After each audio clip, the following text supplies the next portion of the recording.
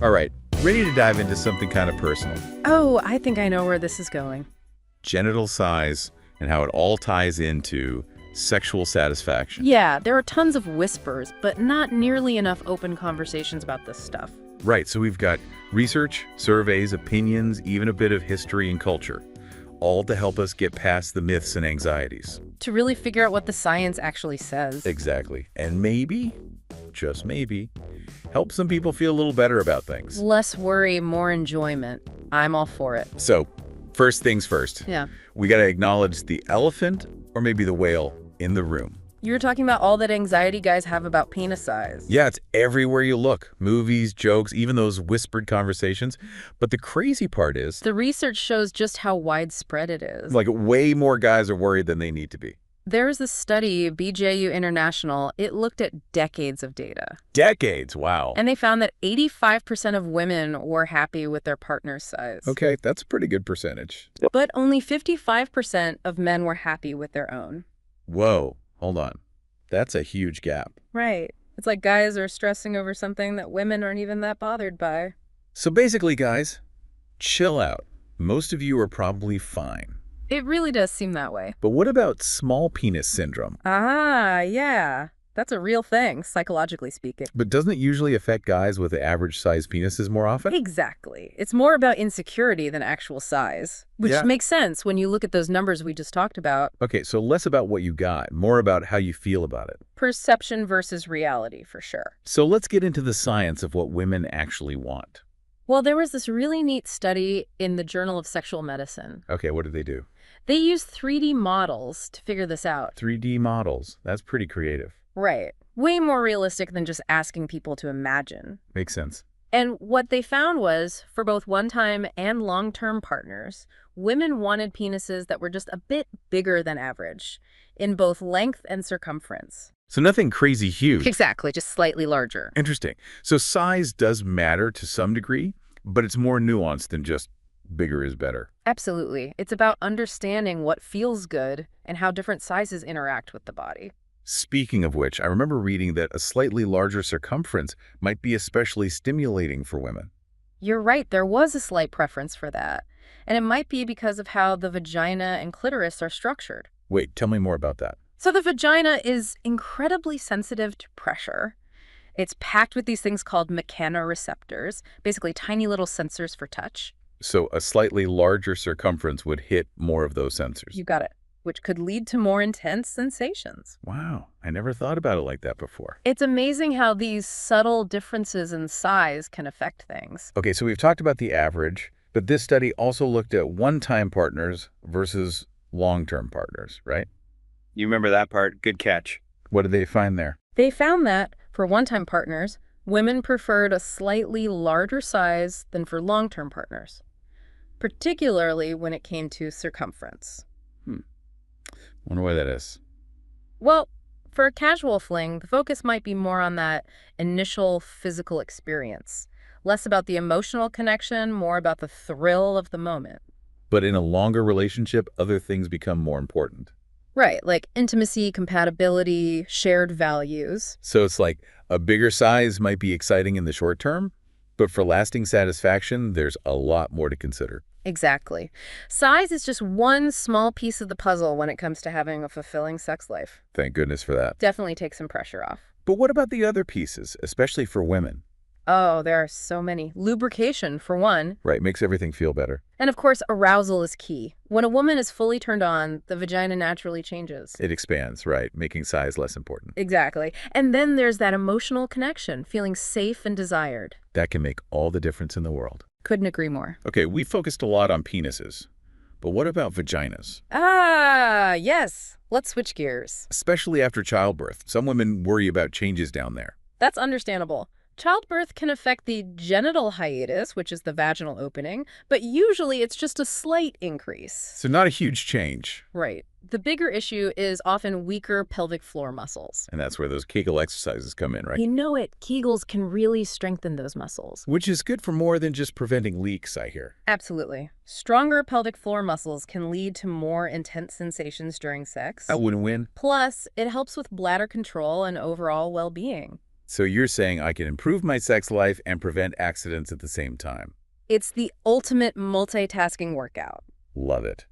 But what about the actual size of the vagina? Does that affect pleasure? That's a good question. We don't have as much research on that as we do on penises. Right. It's like female sexuality is this big mystery that we're still trying to understand. But I did read that unless there's a prolapse, the length of the vagina doesn't seem to have a big impact on satisfaction. You're right. Dr. Christopher Tarnay from UCLA has spoken about that. Good to know. It's so easy to get caught up in what's normal or ideal. Absolutely. But the reality is there's a wide range of what's healthy and pleasurable. So true. And instead of fixating on size, we should be focusing on good communication and mutual understanding. Making sure both partners feel good about things. Exactly. Okay, I think that's a good place to take a quick break. We've covered a lot, but there's still so much more to discuss. Right. More myth-busting and fascinating insights await.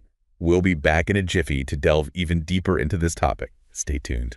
Welcome back. Before the break, we were talking about how a lot of those anxieties about size don't really match up with what actually matters for good sex. Right, like the research shows one thing, but guys are still stressing out. Makes you wonder if it's all about those messages we get about masculinity. Yeah, like there's this script that says a certain size is what makes a man desirable. But the science is telling a different story. Totally. And it's not just movies or locker room talk.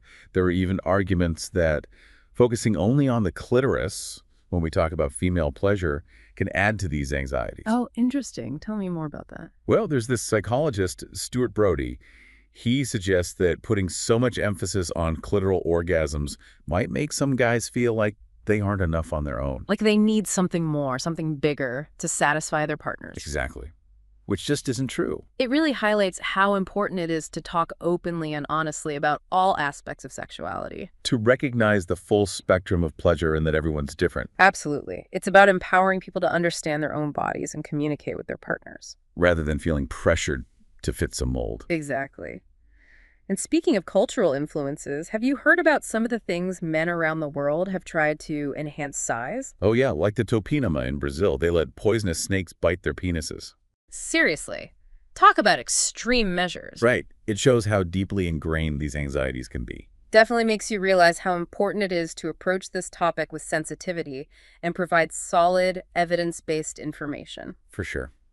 Okay, let's get back to that research on women's preferences for a minute. Yeah, good idea. It's important to remember that even though that 3D model study did find a slight preference for larger sizes, those preferences weren't wildly different from the average. Right. It wasn't like women were demanding something extreme. More of a subtle preference than a hard and fast rule. And remember, that was just one study. Totally. Every woman is different, and what really matters is figuring out what you and your partner enjoy. Open communication is key.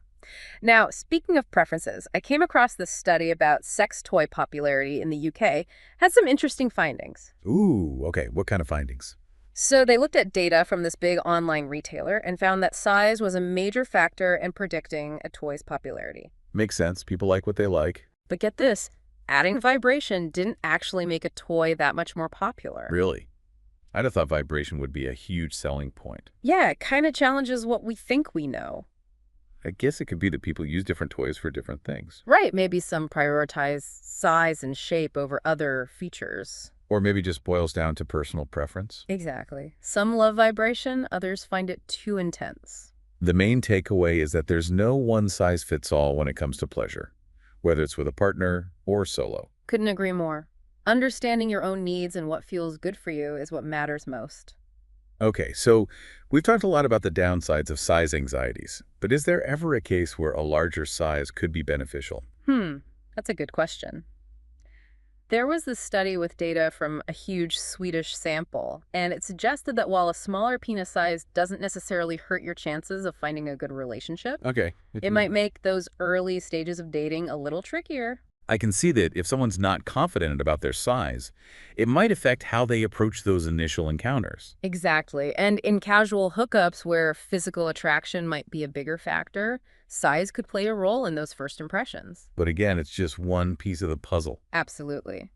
Confidence, personality, how well you communicate, and overall compatibility are all super important for building connections, whether they're short-term or long-term. Okay, we've covered a ton of ground today. The science, cultural influences, relationships, even sex toys.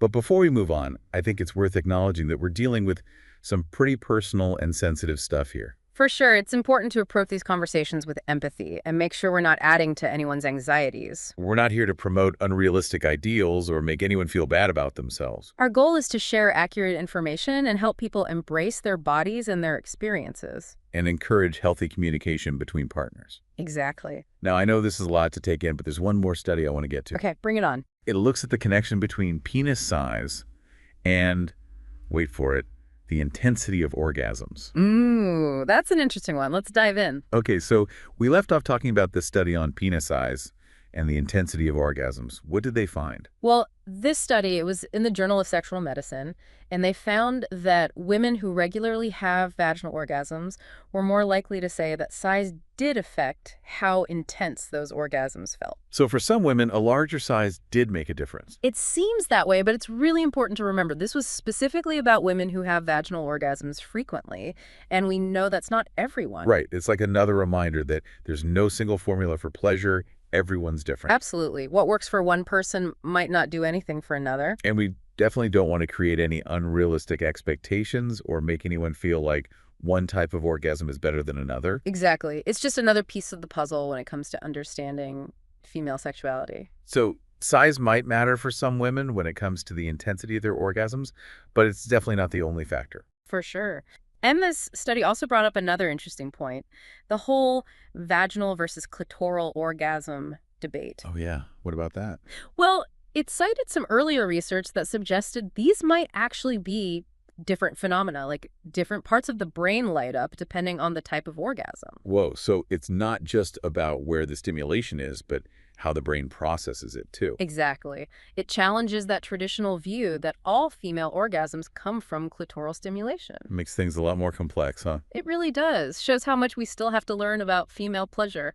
For sure. We need more research, more open conversations to really get a handle on all this. Absolutely. We've got to keep learning, keep debunking those myths, and help people understand their bodies better. Well, I think we've done a pretty good job of tackling this topic today. It's not always easy to talk about this stuff openly. It can be a sensitive subject, for sure.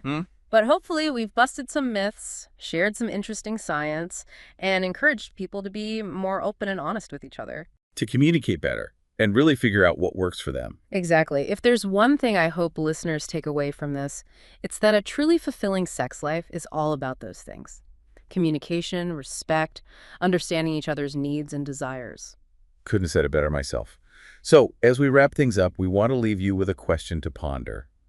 What matters most to you when it comes to having a satisfying sex life? Think about everything we've talked about today and consider your own values and preferences. And remember that open and honest communication with your partner is key to building a truly intimate and fulfilling connection. Until next time, keep exploring and keep the conversation going.